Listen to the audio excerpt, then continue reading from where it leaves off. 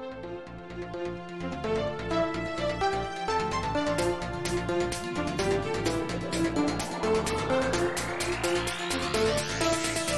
right, everyone, welcome into DodgerHeads, presented by DodgerBlue.com. Not DodgerHeads Live. There are no baseball games going on, so we're recorded tonight. But I'm Jeff Spiegel. I'm joined by Matt Moreno. And Matt, I don't know if you've heard, but the Dodgers are World Series champions, and that's pretty amazing. How has your week been? We're a week into this thing, a week into wearing the title of Major League Baseball World Series champs.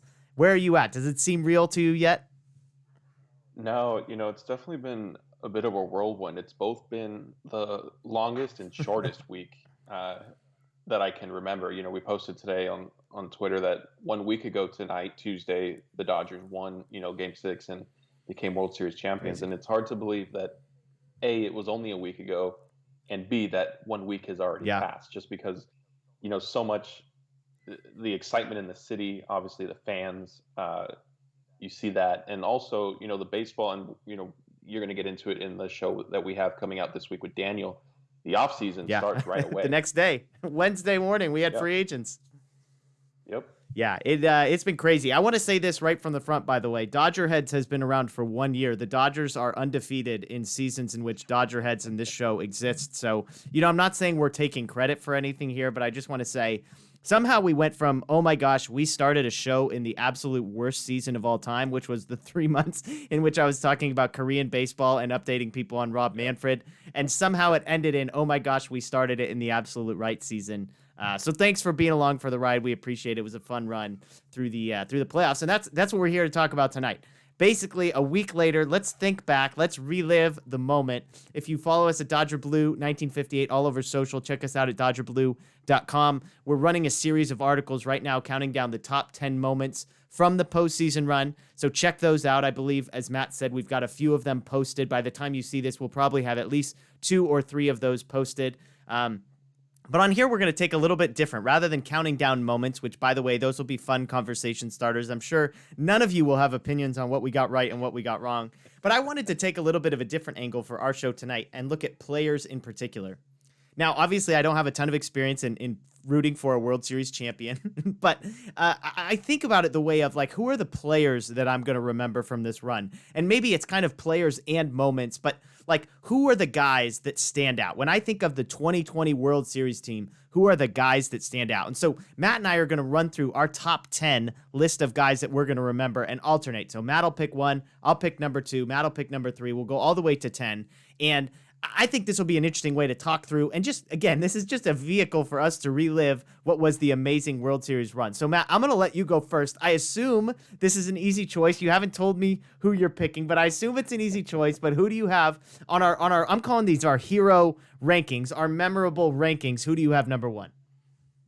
Yeah, so there were a couple ways, when we came up with this idea on how we kind of compiled our individual lists. For me, I sort of went with importance and the role that they played, along with kind of, the memorable moment or play, whatever, the case may be. So for me, at the top of the list, and really this is the only one that I felt pretty strongly about being ranked and then after that, my subsequent choices will kind of be, interchangeable. But I will start off with Corey Seager. Has to be. And, frankly, he had a historic postseason from beginning to end. One clutch hit, home run, double after another. Even, all the while playing steady defense, which I think we sort of took for granted just because having watched Corey Seager on a day in, day out basis, we know what he's capable of. But if you remember, it wasn't all that long ago that there were questions about him having to possibly move off of shortstop and play third base. Yeah. So he was clean in the field. And really, with Cody Bellinger, Max Muncy, not quite meeting expectations. Without Seager, the Dodgers would not have won the World Series. I think it's easy to say. Yeah, you would have had trouble picking anybody other than the guy who won the LCS MVP and the World Series MVP, I think. But yeah, I mean, I went back and looked at his numbers. A 1.171 OPS, 8 home runs, 20 RBIs, 20 runs, 50 total bases. And as you said, I think the defense piece gets ignored. I mean, aside from basically one atrocious moment in game 4, the Dodgers played about as perfect of defense as you could have asked for. And I mean, by the end, this was a lot of games, by the way. We're talking about like a 25 game sample size. So to have a 1.17 OPS, amazing. So I'm with you. Corey Seager's the easy choice there. It is funny because of all the guys on this list, he doesn't really have that defining moment. There's not like the, oh my gosh, Corey Seager did this. And yet you step back and you're like, the whole thing in sort of in unison just screams at you. So Seager's number 1. I'll go number 2. Again, for me, this was easy. I thought these two guys were number 1 and number 2. And it's Julio Urias. It's a guy that I don't think many people expected to be on this list, maybe even not in the top 10 or honorable mention. And yet Julio Urias, he finishes the postseason, catch this, 4 wins and 1 save. He closed out the 2 biggest Dodger victories in the last 32 years, Game 7 of the NLCS, Game 6 of the World Series. Oh, by the way, 5.1 innings in those 2 appearances. Perfect. No hits, no walks, no runs. He went through the heart of the Rays lineup in Game 6, 3 days after throwing 80 pitches. 2 starts, 4 relief appearances, 1.17 ERA, only allowed 15 base runners in 23 innings, striking out 29. I could go on and on. I think Julio Urias was the guy that I mean, I might remember him more than Seager. Someone will probably say, Corey Seager won all the, that's right, he did. But Urias is the guy. I lobbied, I got to write one of the stories of the top 10 moments of Urias closing out Game 6. And it was just a thrill to write because you go back and you relive those 7 outs. Absolutely amazing. So Urias is number 2 for me. Your thoughts on that, and then who you've got at number 3? Yeah, I mean, you summed it up very well, and I'll just add, he basically filled the swing role that the Dodgers so desperately needed and were looking for between him, Dustin May, and Tony Gonsolin. I know May finally got on track late in the World Series with his relief appearance. Gonsolin, frankly, I thought he was going to turn in a better start than he did once he was able to get on a set routine. It unfortunately didn't happen. Nothing against those young pitchers. I think this experience will be invaluable for them moving forward. But yeah, without Urias kind of feeling, starting and pitching in relief when they needed him, again, similar to Seager, who knows where the Dodgers are without that. Absolutely. So, well said. And I'll move on. It's probably another obvious choice. Mookie Betts. I talked about on the show, I felt like the one thing that was sort of absent from his kind of postseason resume and showing was a real kind of signature hit with the Dodgers. He was great in the field during the NLCS. Those catches were game-saving plays. Everybody, all his teammates, Dave Roberts, spoke about how they shifted momentum, and that was all great and necessary. He still, was getting on base, helping set the table for Seager and Turner, and then finally, not so much a criticism, but just as things you like to remember in big games, he got that home run that was an insurance run late in Game 6. Yeah. I mean, the defensive plays alone, I'll be honest, when I think back to Mookie Betts, I think, he was great defensively, didn't really hit. The guy hit 296. I mean, I was honestly surprised to see his average as high as it was. Obviously, he gets a little boost at the end. He had a big game in Game 6. But yeah, I mean, you can't really argue there. The 3 defensive plays alone probably get him on this list. I had him a little bit further down, but 871 OPS, tied for 4th in baseball in total bases, tied 3rd in runs. So definitely deserved it. I'm glad I get to talk about this guy at number 4 then, and it's Clayton Kershaw. Clayton Kershaw is the guy. I mean, every time they cut to him after the win, I got emotional. That was Dave Roberts and Clayton Kershaw. Those are the 2 guys I got emotional looking at. But I mean, Kershaw, 5 starts, 4 wins, an ERA under 3, a WHIP under 1, struck out more than a batter an inning. But I mean, the moment that will forever be etched in my mind is Game 5 of the World Series. I cannot overstate how big that moment was to lose in excruciating fashion like they did in Game 4 and to have to come back in Game 5 knowing the World Series is tied, knowing that I think somebody said it was the single largest win probability drop ever in World Series. Like the Dodgers title odds on that one play changed 27%. They went from 80% they're going to win to 50-50 basically. And to know that Kershaw's coming back. And I said before, man, I wanted Game 4 so badly because I wanted Game 5 to be Kershaw's swan song. He's going to pitch the game. They're going to win. And instead it's we just went from no pressure, just joyride to all the pressure in the world. and unbelievable. Comes back, gives them exactly what they need. He grits it out, didn't have his best stuff, but that was huge. I mean, we can't forget wild card performance, 8 innings, 3 hits, 13 Yeah. Ks, his best postseason performance probably ever. And just giving them length. He gave 6 innings on average every time he went out there. He got 2 wins in the World Series. He allowed just 3 base runners in game 1. I mean, I could go on and on. Kershaw for 1,000 different reasons, but for once we can say, most importantly, for his performance on the field. Yeah, it was kind of funny the way everything shook out. They always say, the ball has a way of Yeah. finding you in Yeah. baseball. That definitely applied to Fair. Kershaw, because the Dodgers all season long, had this mantra of mainly when talking about Mookie Betts, because of the trade, he was heralded as the Yeah. piece that was going to finally push them over the edge. And everybody would say, and Mookie himself would say, it's not just about me, it's about our team. And the same thing sort of applied to Yeah. Kershaw. As long as he's been there this year, the Dodgers really tried to take the burden off of him, I guess, if you Mm-hmm. will. Lo and behold, the game still found Yeah. him because of a wacky finish in Game 4. And suddenly, if Kershaw doesn't pitch well, the Dodgers are one loss away from Yeah. elimination, and we're having a completely different discussion. Well, and even just the NLCS going 7 games forced him into becoming the game 1 starter and then the game 5 starter. And then we all knew game 7, like he was going to be one of those guys that all the eyes were on. So he wasn't expected, as you pointed out. It's a great analogy. The ball just finds him. By the time the World Series rolled around, he made 2 starts and was the only guy on the Dodgers that could say that. And I mean, I guess Gonsolin too, but from a meaningful perspective. So yeah, interesting. Okay. Who you got for number 5? All right, so next for me is Justin Yeah. Turner. I think he would admit that he didn't, at least on a game by game basis, he probably didn't hit and produce the way that we have become accustomed to in October. But when the pressure was at its highest and the Dodgers were, down 3-1 in the NLCS, you kind of saw him start to turn the tide a little bit. He had the big home run in Game 6. He hit home runs in the first inning of back-to-back games in the World Series, and I thought a lot of the World Series for me was, which team, the Dodgers and Braves both seemed to feed off the early momentum and scoring first. So with the games being played at a neutral site, honestly, I felt like the road team had an advantage, because with the pitching staffs that they both had, if you took a lead in the top of the first inning, it could set the tone. And I think we did see it set the tone for some of those games.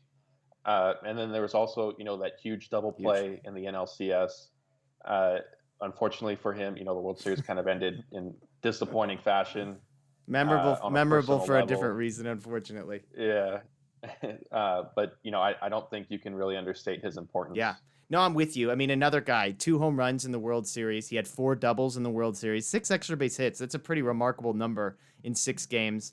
Again, for a guy that none of us really think of as like the huge offensive producer, when we think of the playoffs, we don't think of, Turner crushed it as he has in years past. You mentioned the double play. I had to go back and find it. Game 3 of the World Series, he had an unbelievable pick to turn a double play that got the Dodgers out of a huge moment. So that was another one of those moments where, again, just they made plays look routine that didn't need to. So yeah, Turner's a good one there. And we'll just keep with the theme. You can have the position players and I'll take the pitchers, because again, I had Walker Buehler a little higher on my list, but Walker Buehler for me, I guess we're at number 6. 5 starts, battling blisters, 1.8 ERA. I mean, unbelievable. 1.8 ERA, 25 innings pitched. Catch this, 39 strikeouts. 39 strikeouts in 25 innings pitched. He pitches Game 6 of the NLCS against Max Fried, who is the best pitcher the Braves had. The Dodgers go up 3-0 in the first, and Buehler dominates. 6 innings, no earned runs, 7 strikeouts. World Series Game 3, 6 innings, 3 hits, 10 strikeouts. I mean, again, it's one of those situations where he was a lot better than I remembered when you look at the box scores. And even just the knowing, I mean, you have to understand the way that the Dodgers played in Game 6 was because they knew in Game 7 they had Buehler. They were able to play with a freedom that I don't think the Rays were able to. And so for me, Buehler is a guy, I mean, he's just dominant as they come in the postseason, even with blisters, even with whatever else was going on. The guy gave the Dodgers absolutely everything they needed. Yeah, I mean, I don't know, we personally haven't discussed too much, kind of the quote unquote clutch factor and all that. I do believe in it. And I think Walker proved he's a big game again, that he's a big game pitcher. And it's funny to think about, what if, as great as he was, like, what if he didn't have the blister issues? he would have probably given you 7 or 8 innings, no questions asked, each time Yeah. out. And not to mention, I mean, this was a guy who had not been making consistent starts coming into the playoffs. So we said that Yep. that last start that he made was his best start, in part because it was probably the first time that he had gone through the rotation about 3 times in a row on normal rest. But yeah, I mean, the clutch, I don't know how you could watch those games and not believe in the clutch factor. I am an absolute wreck in the playoffs. I can't imagine what it's like to be a player. And I don't think you can look at a guy like Urias and see what he did versus what Tony Gonsolin and Dustin May and I mean, like, how could you possibly explain? Even John Smoltz and the announcers constantly saying Urias looks like he's just so calm. Even Dustin May kind of had that look, but Urias mostly, it was like completely unfazed by the moment. I don't know how you could argue again. Again, Kershaw, look at his career numbers. Like, how could you not argue that something is different there? So I'm with you. And to know that he is hopefully a lifetime Dodger and that there's a lot more of these playoff and World Series runs to come. There's nobody you want for the next 6 years other than Buehler, honestly. Who do you got number 7? All right. Well, I think we got to take position players, right? Yeah, since we've headed down this path, I'll stick with another position player. It's a little bit of a toss-up for me, but I'm going to give Cody Bellinger the edge over Max Muncy just because of the defense that he brought as well. Cody kind of he like I mentioned earlier, he didn't quite meet expectations. Obviously, coming off an MVP season, but to me, you still saw growth. He had a lot. There weren't as many poor at bats as you saw in 2018 when he was really struggling, and you would just see a pitcher could completely overmatch him at any moment. He hung in there more consistently than we saw back then. He obviously did have the clutch home run. Game 7. He hit the go-ahead home run in Game 7. That's right. Game 7. And again, his defense, even besides going back to the wall and making the catches that he did, there was one kind of hit to the gap to right center field. I forgot what game it was just because there were so many. There's like 14 games or 12 games in 14 days or something like that. he made a catch on the run, and like to your point earlier, he made it look routine, and it probably really wasn't. I think Mike Petriello might have had a stat about that tweeted at the time. It really wasn't a routine catch. Yeah. No, we talked about that one on the show. Again, I'm thinking of the same one. I think it must have been in Game 5, and it was like a blooper to right center, and he easily makes it. And they were like, the catch probability of that was like 30%. Like 7 out of 10 guys don't make it, and nobody even batted an eye. I was like, what catch are they even talking about? It looks so routine. I mean, when you think about what are the individual moments, and again, you'll have to check Dodger Blue for how these all shake out. I think the Tatis robbery, and I think the Game 7 home run. I mean, those two, it's as far up there. And again, like you said, I have written in my notes, Game 7 home run alone gets Bellinger to this point. He hits the go-ahead home run late in a Game 7. I mean, that's the stuff legends are made of. And yeah, it was an absolute moonshot. Everything about it. So Cody Bellinger, I'm right there with you. He hit 212 in the postseason, but he hit 4 home runs. He robs Tatis of the home run. So there's enough there. I'll go with the guy that you mentioned because I had these guys neck and neck as well, which is Max Muncy. Very bizarre. Very bizarre. I don't know how else to explain his postseason other than bizarre. If you didn't look at the box score, you're probably very disappointed with how Max Muncy performed in the postseason. And then you would realize that he was second on the team in OPS, that he drew 20 walks, that he scored 15 runs. He wasn't, I mean, he was basically a leadoff guy batting in the 5 hole for the Dodgers.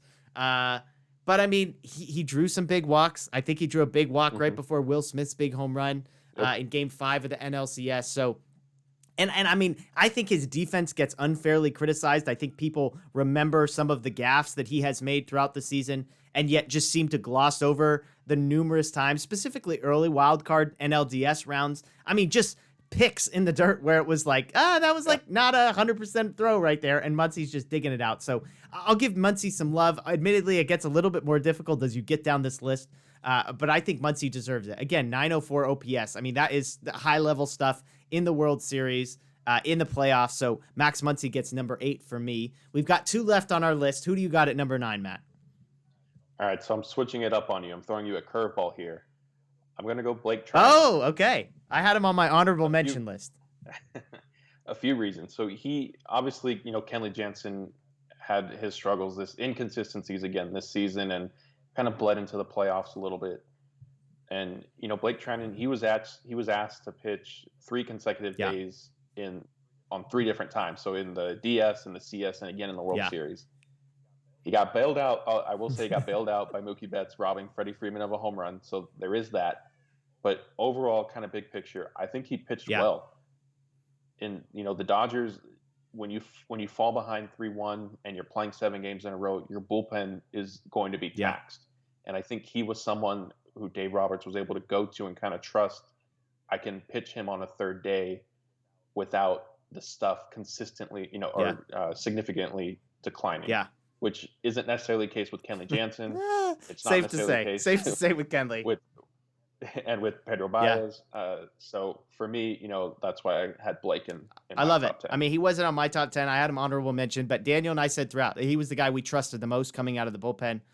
Let me ask you this question. Daniel and I are going to get to it later in the week when we talk free agents. Treinen is a free agent. I was thinking to myself, okay, so they kept trotting him out there 3 days in a row. That means one of two things. Optimistic, what it means is they trust him more than anybody else, and he's going to be back. Pessimistic is, hey, this is the Brandon Morrow thing, where the guy's not coming back next year. You just say, hey, screw it, man. Just redline the crap out of his arm for 3 weeks and hope for the best. If you had to guess, I'm not asking what you would do personally, but do you think he's back with the Dodgers next year? I don't think he is. Okay. And it's not. I could see that going either way. It's just I would lean, like 52-48-ish that he's not. Yeah. I'm hopeful that he is, just because, again, I mean, if it's a guy you bring in 3 days in a row, it's a guy you trust who helped you get to the World Series and win it. Like, it's not like the expense is going to be extravagant. Nobody is going to put a bid up on Blake Treinen, especially with some of these contracts that have been coming out, which, again, we'll talk about later in the week. But, I'm with you. I love Treinen. He was on my honorable mention list. Well, now I got a decision. I had a guy at 9 and at 10, and neither of them have gotten used. But you know what? I'm going to give it to a guy that I have been a roller coaster on this year, and I'm going to say number 10 is Austin Barnes. Austin Barnes, number 10, memorable guy for me, and here's why. Did you know that Austin Barnes hit 320 in the postseason this year, Matt? Did you know that Austin Barnes had an OPS of 833? He had the squeeze bunt, he had the home run, but I think the number one thing is there is clearly a comfort level that pitchers have with Austin Barnes, and it mattered. I mean, you cannot quantify it, obviously, and it's no disrespect to Will Smith, who is probably a good but not great defensive catcher, framing, etc. at this point in his career. But Austin Barnes seems to just lower the blood pressure. He seems to just get guys dialed in. He calls a good game. And so while I can quantify some, like the 320 average, and I can't quantify the pitching thing, I think Austin Barnes is a guy that I'll just remember of coming up big when the Dodgers needed him. Yeah, that's a great choice. For me, it did get to a point in the World Series, and it probably peaked when Will Smith dropped that ball on the walk-off loss. I felt like at that point, okay, the Dodgers, they needed to. Part of it too was, and it's not a complete indictment on Will Smith. The Dodgers weren't getting much production, really consistent production from their left-handed batters out of the DH spot. So for me, I felt like shore up your defense behind the plate. Let Will Smith be your DH. They've done it before, so they're comfortable with it. And I really thought that they just needed to kind of commit to that. And I had those thoughts again, when Pedro Baez gave up the home run to his name just Brandon Lau. Yeah. And I think we were all wondering, why he went to a fastball instead of his changeup again. Part of me also wondered, would Baez have shook off Austin Barnes if he called for a changeup?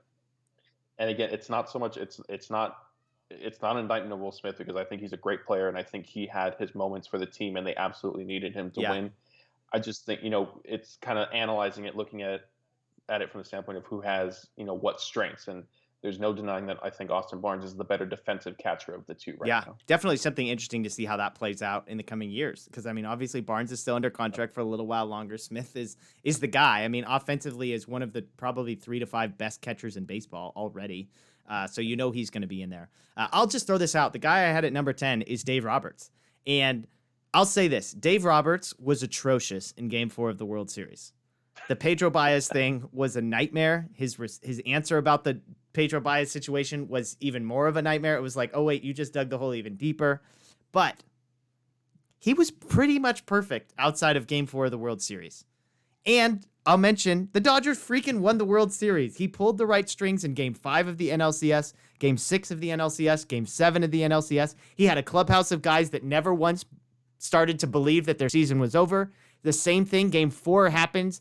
They win Game 5 and 6. For a team to rebound from going down 3-1 and then from the heartbreak of Game 4, the way that they did is a testament to Justin Turner. It's a testament to Mookie Betts, but I think it's also a testament to Dave Roberts. And I'll just say, I mean, Urias closing out both of those games, it would have been very easy, I think, to pull him in both of those. To say, hey, go 3 innings in Game 7 of the NLCS, or, hey, you pitched 80 pitches 3 days ago and we're going to let you get 7 outs. He didn't flinch. He went through with it. So I got to give a shout out to Dave Roberts. Again, I mean, I was number 1 most happy for Clayton Kershaw. I actually think I was second most happy for Dave Roberts because he gets Kenley Jansen kind of in the same camp. Like, Turner's there, but it's like everyone loves Turner, so, like, good for him. But, like, Jansen and Roberts get a ton of crap, and Jansen probably deservedly so this postseason.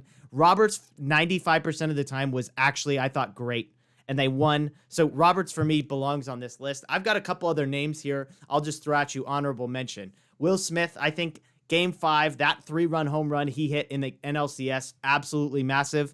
Let's not forget he also had 2 RBIs in Game 7 of the NLCS, so a big series for him. Kike Hernandez gets a shout out for the Game 6 home run that he hit he hit the Game 7 home run in the NLCS to tie the game before Bellinger hit the go-ahead. And then Jock Peterson's one other name I had on here. 991 OPS. He actually hit the ball really well, pair of home runs, including Game 6. So, I mean, Jock Peterson, he was good, not great. I mean, he made a decent catch out in the outfield at one point. So those are some other guys. I mean, I could throw some. I thought Baez, aside from absolute disaster in Game 4, he was fantastic. Other than that, I think Gratterall and Gonzalez came up in big spots. And I had one other name on here, Matt, but you know what? I'm going to let you go with this one last name. I'm going to let you tell me about your love for Alex Wood because you were on him, and I kind of made fun of you before the World Series, and he was great in the postseason. Yeah, I mean, in retrospect, the way the Tony Gonsolin situation unfolded, they should have just listened to you, Wood. Matt. They should have listened to you. You know, I credit to Alex for accepting his role in the bullpen, not being on the active roster initially for the postseason, then getting added on and pitching well. excuse me, when he was called upon, and if after the kind of this another short start from Gonsolin, which the Dodgers obviously were hoping to avoid. Alex was one of the relievers who kept the Rays, kind of at bay until the Dodgers. Well, I mean, we don't have to dance around it. The Dodgers were given a huge gift by Kevin Cash, but until that situation unfolded, keeping them in the game was key. Yeah, I mean, 2 innings, no hits, no walks, no runs, 3 strikeouts. He threw 20 pitches, 16 of them were for strikes. I mean, that's fantastic. And that's a guy, again, I hated on. He probably would have been the one guy I would have pulled off the roster at some point. He stayed on. He came through clutch. So shout out to Alex Wood. But I mean, any other names? I mean, we pretty much named like 80% of the roster right there. I think Chris Taylor was pretty bad. Otherwise, he's a guy that you might have expected to be on this list at the beginning of the year or, at the beginning of the postseason. Edwin Rios had a couple moments, but nothing too memorable. Matt Beatty, basically never played. Jake McGee basically never played. So, I mean, aside from some of those guys, there were some ugly numbers. I mean, Gonsolin and May definitely don't necessarily belong on this list. But I think for me, when I look back at my list of 10, there's probably 5 or 6 guys. I'd say once you get to Kershaw, Buehler, Mookie, and Turner, that realm, maybe Bellinger, that's kind of where the line is of, am I actually going to remember this or is this because it's a week old? But some pretty memorable performance, diversified amount of memorable performances, I would say, from the Dodgers this year. Wouldn't you agree? Yeah, I absolutely agree. And it, like we were discussing earlier, it kind of sums up, the Dodgers maintained all along that it wasn't about one player, it wasn't about 2 players, it really was a team effort, and you saw that. And it's kind of funny to see how still in a shortened season, how much their depth still was a factor. Yeah, absolutely. Well, let's switch gears a little bit. We'll close out the show by talking some awards. Earlier this week, they started to list the finalists for some of the bigger awards. They announced some Gold Glove awards, some Fielding Award winners. Mookie Betts is kind of the headliner here, Matt, but why don't you fill us in on where the Dodgers came down in some of these award races? Yeah, so Mookie Betts and Kike Hernandez each won a Fielding Bible Award. Mookie, obviously, for right field. Kike fittingly for the multi-positional, since he's obviously a clear utility Yeah. man. Mookie was also, he just won Tuesday night. He was named a Gold Glove Award winner in right field. It's his fifth year in a row winning it. Obviously, up until this year, the last four were with the Red Sox. Cody Bellinger was also nominated for it, but he fell short. And it was a little surprising to me on the surface, but then digging into a lot of the analytics and advanced metrics, which is what the Gold Glove Award was based on solely this year, because managers obviously weren't seeing, outside of their division and the opposite league division, they weren't seeing those players. The advanced stats did not like Bellinger at all, and they loved Trent Grisham, who ended up winning it. I think the Dodgers and I myself would still put Bellinger up against any center fielder in baseball. But, so it goes. I'm sure if you asked him, would you rather have your World Series or a second Gold Glove, he would absolutely take the World Series. Yeah, I was trying to look. Walker Buehler retweeted the announcement from Bill Plunkett with just LOL. So good for Walker Buehler. I mean, yeah, whatever. Like, some of this stuff is like, I mean, Gold Gloves are cool, but when you win a World Series, it's kind of like, oh, okay, cool. They're doing those awards. One other cool thing that we mentioned off the air, the AL Cy Young Award race is a pretty fascinating one. Because we already know who's going to win, which is Shane Bieber. He was borderline an MVP candidate. But two former Dodgers in the final three, Hyun-Jin Ryu and Kenta Maeda, both finalists there, which I tweeted out. I mean, that just goes to show you the Dodgers. Not only do they lose two of the three best pitchers in the American League this year, they also were sellers at the deadline, moving Ross Stripling for prospects. And oh, by the way, still won the World Series. Yeah, when we have an article on DodgerBlue.com about that. It's the first time former teammates were traded to separate teams and then became Cy Young Award finalists that following year. Interesting. So there you go. I mean, and obviously, look, this isn't to say the Dodgers wouldn't have loved to have Maeda Ryu. I mean, I think we would have felt better about them than Tony Gonsolin in some of those starts. But, I mean, you don't want to go too far because Urias probably doesn't get put in the spots that he was put in if things were different. So you just leave it as it stood. They won the World Series and not question anything else. So, well, there you go. Later this week, we're going to have another show. Daniel will be joining me, and we're going to talk free agency. The Dodgers have 7 or 8 guys that are free agents, and also just talking about what's the plan. We've got some questions that we're going to be answering, so be sure to check us out on that. Matt, fill us in, DodgerBlue.com, DodgerBlue1958 on Instagram, Facebook, Twitter, and YouTube. I know you said there's a special offer available to our followers, so fill people in a little bit on that. Yeah, so I want to thank Dugout Mugs for sending this to us. You could kind of see it here.